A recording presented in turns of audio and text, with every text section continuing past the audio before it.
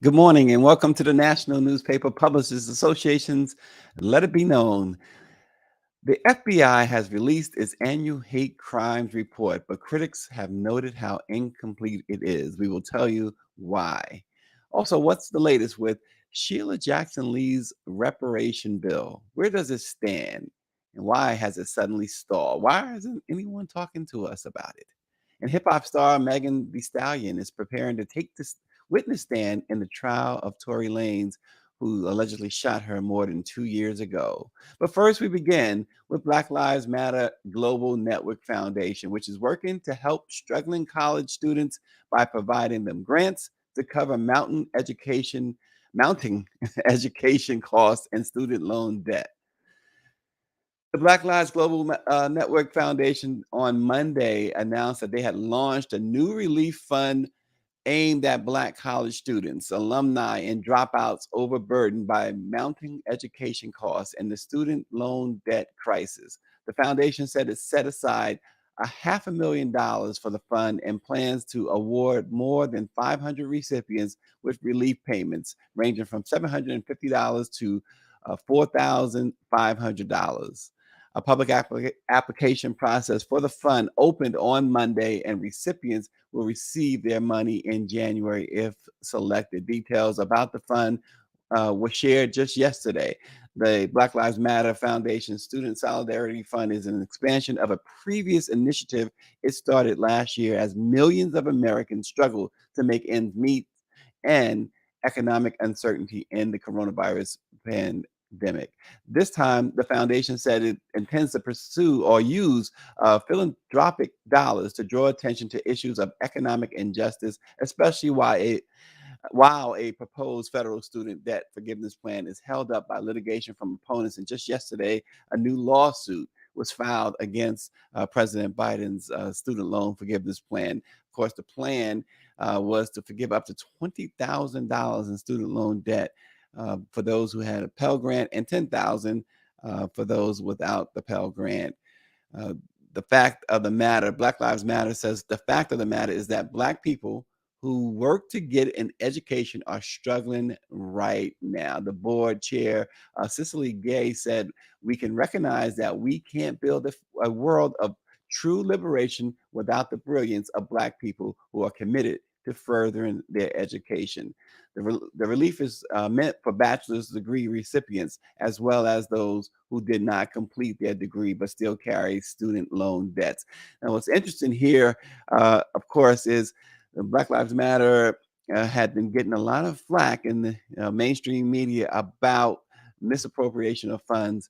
I'm here to tell you this morning, I've not seen the headlines about Black Lives Matter giving out the student loan debt, helping students with their debt. $500,000 fund. Naturally, they can't do what the federal government can do, at least not to this point. But who knows? They're working certainly hard to do that. In other news this morning, the latest Department of Justice hate crimes report found more than 7,000 hate crimes committed in 2021. The FBI defines a hate crime as a committed criminal offense which is motivated in whole or in part by the offender's bias against race, religion, disability, sexual orientation, ethnicity, gender, or gender identity. However, here's a problem with the report: it's woefully inadequate.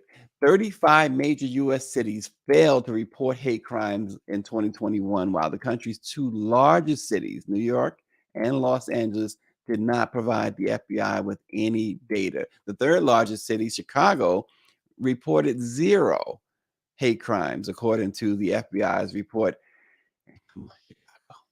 We know that that's just not accurate. And so, according to the report, more than 7,000 single bias incidents were recorded involving more than 8,700 victims. 65% of victims were targeted because of the offender's race, ethnicity, or ancestry bias. 16% occurred because of prejudice against the individual's sexual orientation. 13% was religious bias, 4% with gender identity, and 2% disability. 1% was gender bias.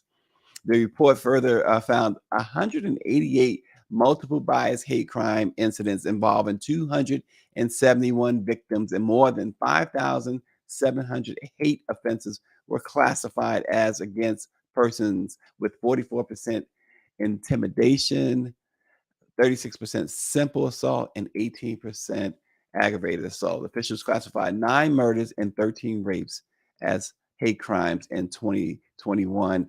And naturally, we see the hate in America is probably at or near an all-time high. And that obviously says something when you consider Jim Crow and the civil rights movement. But things have not gotten much better. We saw in the video with Mark Curry just the other day, right? We showed it on Let It Be Known yesterday. That just one small incident in what's been going on in America. Also, this morning, whatever happened, Sheila Jackson Lee had pushed the reparations bill, one that really California has done and has completed.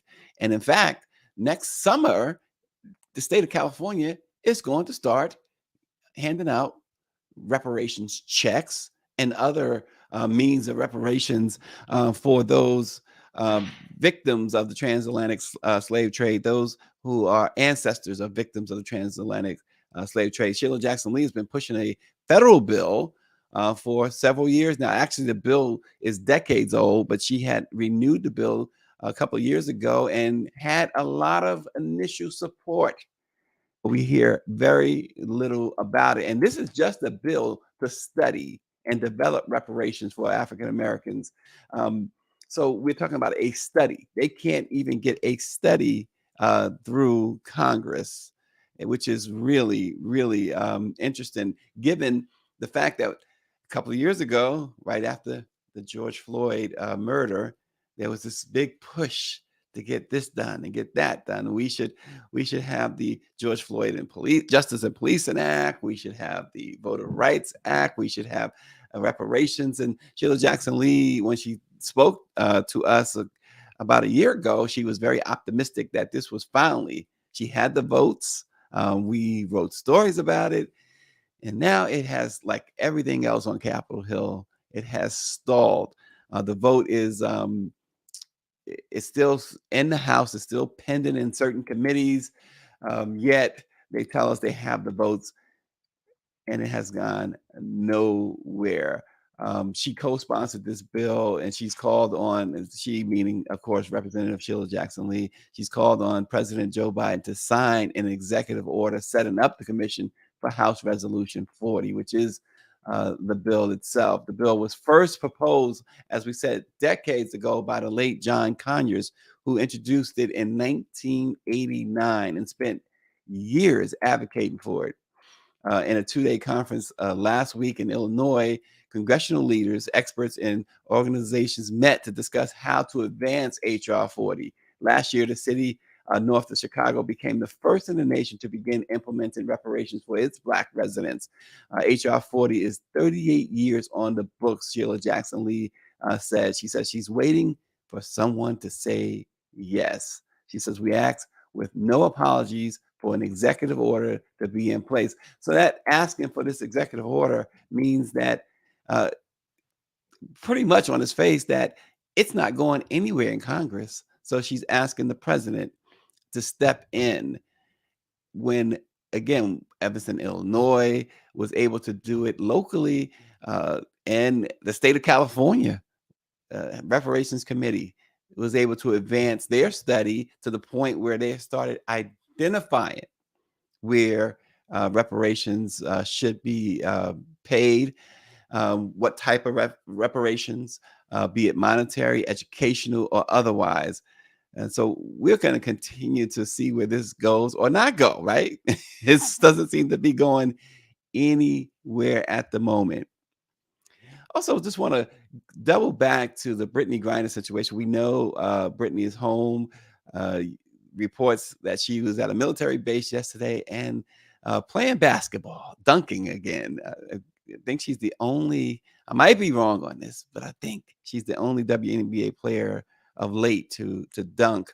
And according to multiple insiders, she was right at home, getting her feet getting her feet under her, right on the ground, playing some hoops and getting relaxed with her family, which is uh, really good to hear as the controversy continues to swirl around. Well, Paul Whelan is a U.S. Marine.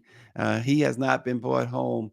Again, the Biden administration made it a point that they were able to get Terry Reid home, and Paul Whelan has been in custody. Remember, since the Trump administration. So this attack on the administration for just bringing Brittany home is really misguided.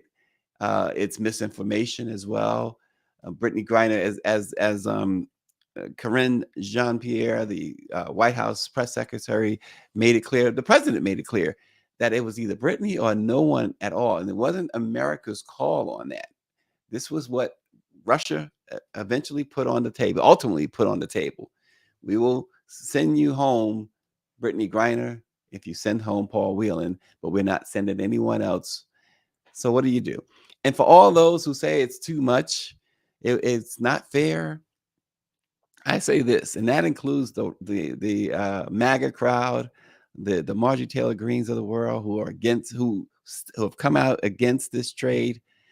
If that was your child, you probably would trade even Trump for for Kreiner or anyone else if that was your child over there. And so the hypocrisy in American politics continues um, with the notion that they should not have made Biden should not have made this trade. Pure hypocrisy, and it is it's dumb because if it was your child, you would have done the same. I don't care who you are. Merchant of Death, you can say the Merchant of Death. He his goal is to kill Americans. Well, you know what? He's not the only one. So you deal with it accordingly. America is not. She's not innocent either, right? It's not that innocent either. She's got folks in places where they ought not be, and so Brittany Griner was over there. Listen. Prior to all of this, I was not a big fan of the Phoenix Mercury, and but it's the humanity, the humane thing about this. Having her over there, having Paul Whelan over there is inhumane, and I am now based on everything that we hear from not just the White House, but from both sides. They are doing everything they can to bring them home. And as we said yesterday, there are many folks locked up abroad who should not be locked up. And this has been going on for several administrations. So we're not here to cap for the Biden administration in any way, but at the same time, we certainly have to applaud their tireless effort to bring home Terry Reid and now Brittany Griner. And we are certain that they are working overtime to try and get Paul Whelan home, if for no other reason, if you want to be cynical, if for no other reason, it's for PR purposes. I mean, there's an election, there's a campaign that's going to begin in earnest when that uh, clock hits 2023. Whether it's the president running for reelection or Kamala Harris running for president, the Republicans have already started. They got their MAGA king announced already that he's running for president. So um, you can rest assured that the Biden administration wants Paul Whelan home.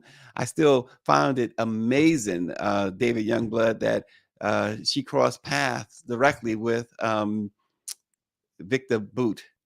They told me to call him Boot. So Victor Boot, um, at the tarmac there in the UAE. It's still a very surreal scene when Brittany was released. David also mentions too that we have black men serving life sentences for weed. So again, charity begins at home, doesn't it, David? You got to take care of home first.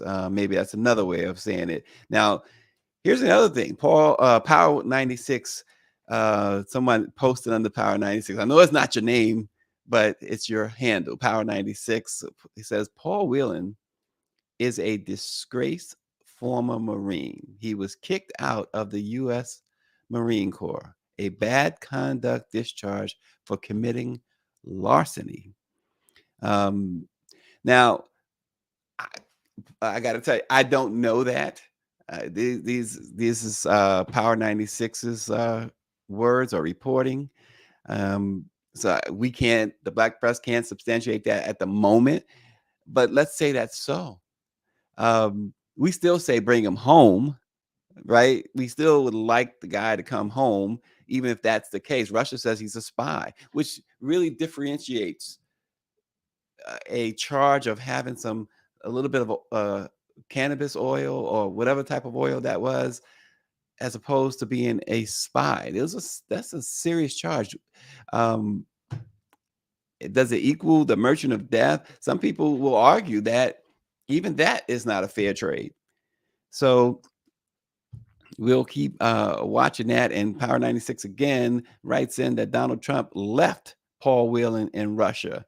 Um, and David Youngblood does agree with, I guess, what my sentiment, spy or not, they should bring Paul Whelan home. You think about the conditions there in Russia, and we've got to see even more. It's really interesting that we got to see even more of those conditions after Brittany was released. They showed some video of her in the prison colony there in Russia. I'm kind of curious. I would imagine that more video is to come. Uh, this was all a part of, she was a pawn. It further shows how much of a pawn she was. In the case of Paul Whelan, uh, very little has been said about Paul Whelan, except the fact that Russia has accused him of being a spy. He says he's not. America has only said that he is unlawfully detained. Um, there's been no, to my knowledge, been no concrete language from the United States government either confirming or denying that he was a spy. I have not actually heard anyone say, no, he wasn't a spy. They've said that he's been unlawfully detained. So we will see. But it's hard to imagine that he was a spy if what Power 96 is writing, if that's true, that he was discharged for committing larceny in the military. There's no way that he would be, you would think there's no way he would be working for the U.S. government, particularly in such a precarious position. So we will see. Supporters of Megan Thee Stallion are set to rally outside of a courtroom in Los Angeles today as the Grammy-winning hip-hop star prepares to testify in the trial of rapper Tory Lanez, who was accused of shooting Megan in the foot on July 12th, 2020. The Gathering for Justice, a nonprofit organization founded in 2005 by singer Harry Belafonte, is joining forces with women's advocacy groups and violence prevention organizations, including the Southern Black Girls and Women's Consortium, Second Call, Homies United, and Take Charge Incorporated. They're all going to Los Angeles to um, support Megan, as reportedly she's going to take the stand against Tory Lanez in that case. Tory is facing a long time in prison for his actions on that night.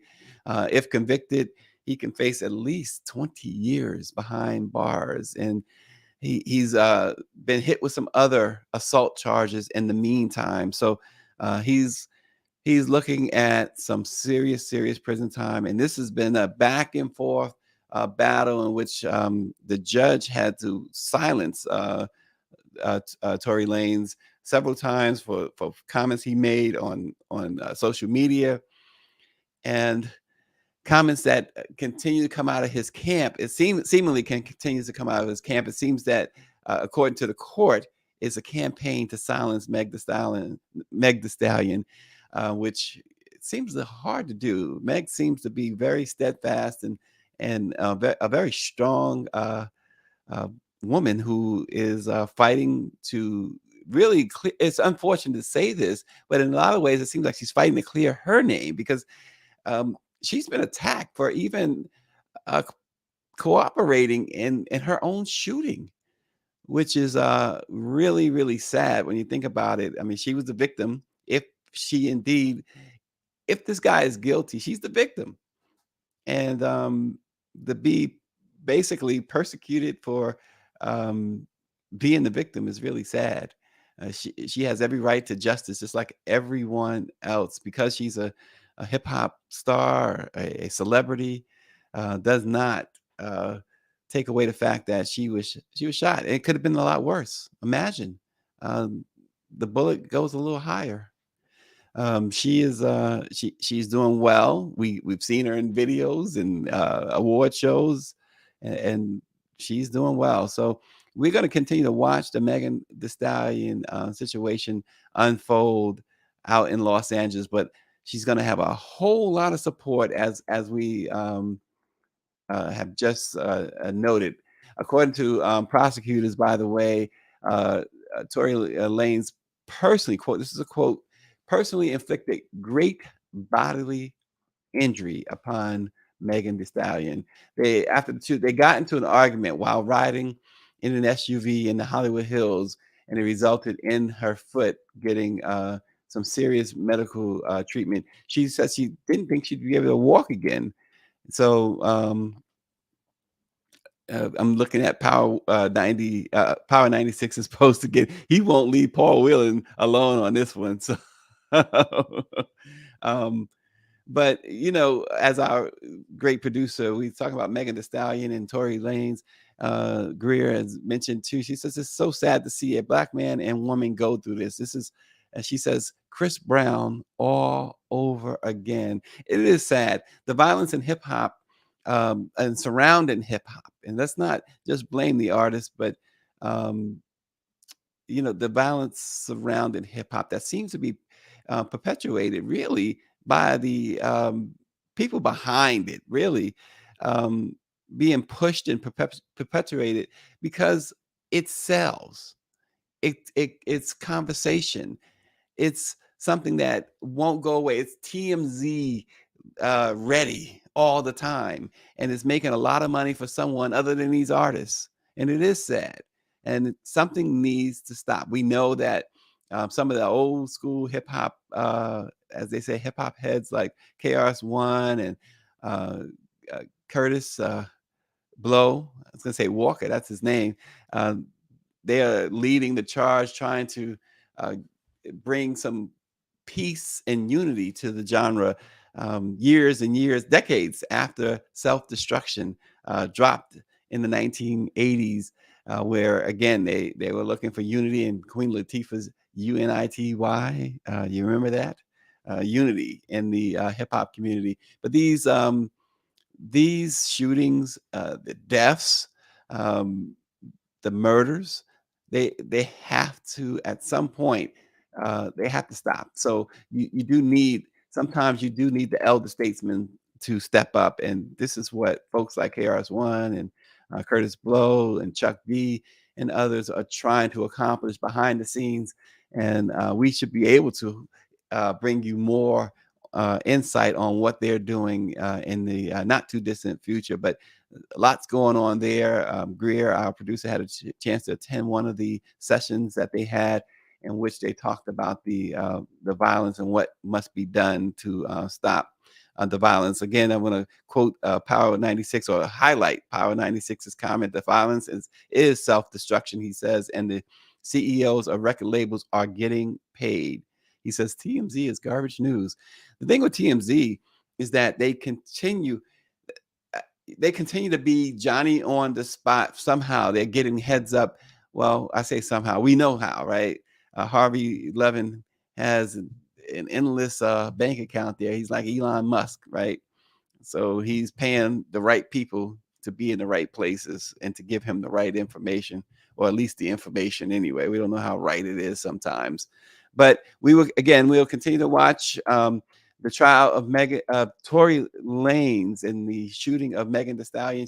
She is to testify today. And again, some of the charges against Lanez is personal use of a firearm, an automatic firearm, carrying a loaded, unregistered firearm in a vehicle, and assault with a deadly weapon are among the charges. And it seems like as days go by, prosecutors add even more charges, because this last week, an additional felony charge of discharging a firearm with gross negligence was added by the Los Angeles County District Attorney's Office. And again, he's facing at least 20 years.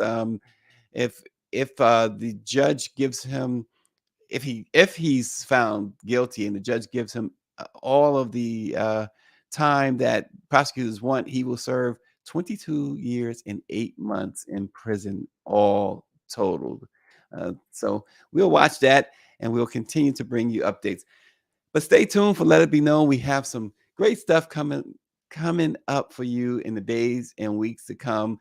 Thank you always for joining us. Thanks for being our loyal viewers to the Black Press of America. 195 years old. Black Press of America was founded before the end of slavery, 1827, in New York. Everybody, have a great day. We'll see you tomorrow.